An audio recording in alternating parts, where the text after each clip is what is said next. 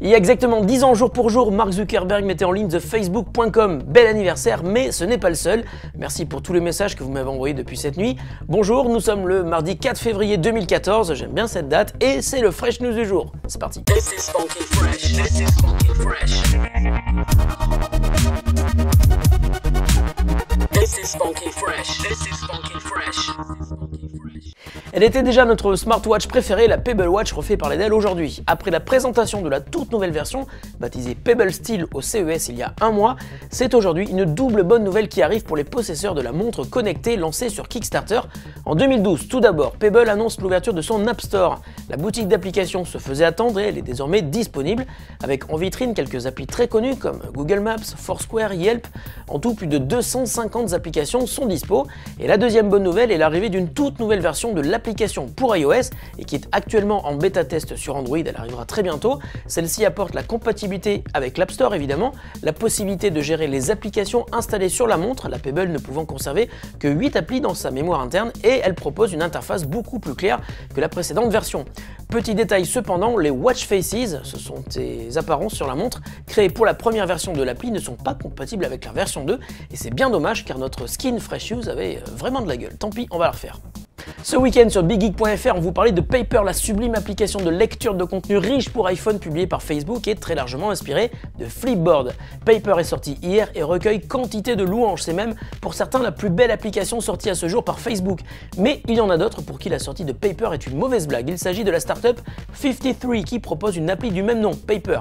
53 accuse ainsi Facebook de contrefaçon et lui demande de changer le nom de son appli. L'appli Paper, celle de 53, n'est pas n'importe quelle appli, elle existe depuis quelques années. C'est une appli de dessin et elle est bien connue des artistes sur iPad et a même été choisie par Apple comme appli de l'année 2012. L'équipe de 53 a donc décidé de ne pas se laisser faire et demande donc à Facebook de trouver un nouveau nom pour son appli. Pour la petite histoire, un des membres du conseil d'administration de Facebook est l'un des investisseurs de 53. Alors que va faire Facebook? La logique voudrait que l'appli, à peine sortie il y a 24 heures, puisse être renommée et ainsi tout le monde serait content. Ou alors 53 peut tout simplement attendre quelques mois, car Paper pourrait aussi ne pas trouver le succès escompté sur la durée, comme ce fut le cas pour plusieurs autres applis et services de Facebook, comme Places, Credits, Deals ou POC, et là, je parie que vous les aviez oubliés. Énorme fail, vengeance ou excès de zèle dans Truckist vidéo, on ne le saura sans doute jamais, mais après l'avoir publié en décembre, Dell vient donc de retirer une vidéo de YouTube qui faisait la promo de son portable XPS 15 sur sa chaîne. Le truc sympa dans cette vidéo, c'est que le XPS 15 ressemble à s'y méprendre un MacBook Air, le PC d'ailleurs équipé d'un écran tactile est magnifique, la ligne est librement inspirée des portables de Apple, comme beaucoup de constructeurs le font depuis quelques années, mais le truc qui clochait dans cette vidéo était le fait que l'on voyait le PC tourner sous macOS. Non, vous ne rêvez pas, on distingue bien le menu et les boutons des fenêtres de l'OS de Apple sur le PC de Dell.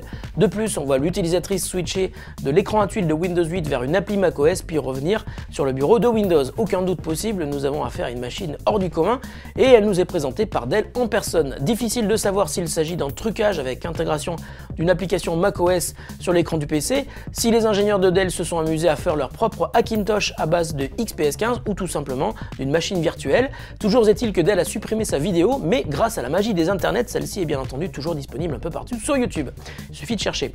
À titre d'information, sachez que si vous hésitez entre le monde Mac et le monde PC, la seule solution officielle et qui marche vraiment très bien est d'installer Windows en double boot sur un Mac. Vous verrez, vous aurez alors un PC ultra puissant pour les jeux et un Mac pour tout le reste. La question du jour nous vient de Reggie qui a un PC qui date de 2008 et qui tourne toujours sur Windows XP. Mais c'est pas grave. Il nous dit avoir une utilisation assez classique de Windows et nous demande quand est-ce que Microsoft va arrêter les mises à jour de sécurité de XP et est-ce que cela m'obligera à passer sur Windows 8. Alors Reggie ne voit pas l'intérêt de migrer vers le 7 ou le 8, Windows XP lui suffit largement et on comprend, l'OS est stable, rapide et pour des tâches de bureautique classique et de surf sur le web il est largement suffisant. Alors évidemment, l'ambition de Microsoft serait de voir tout le monde migrer demain sur Windows 8. Maintenir XP coûte cher à l'éditeur, XP qui détient aujourd'hui encore 29% du marché des OS Windows dans le monde, c'est même une progression par rapport au mois dernier. Il est derrière Windows 7 qui détient 47% du marché, mais XP est loin devant Windows 8 qui atteint difficilement les 10% de part de marché. Étant donné le succès de XP qui ne veut décidément donc pas mourir, Microsoft a décidé de prolonger la vie de son OS en assurant que des mises à jour de sécurité seraient publiées jusqu'au 14 juillet 2015 au minimum. Voilà Reggie, tu vois, tu as encore le temps de souffler. Fresh News, c'est fini pour aujourd'hui, on se retrouve demain pour le 600e numéro de votre émission préférée, à qui nous allons mettre un petit coup de peinture pendant la nuit qui vient. Salut à tous et bonne journée.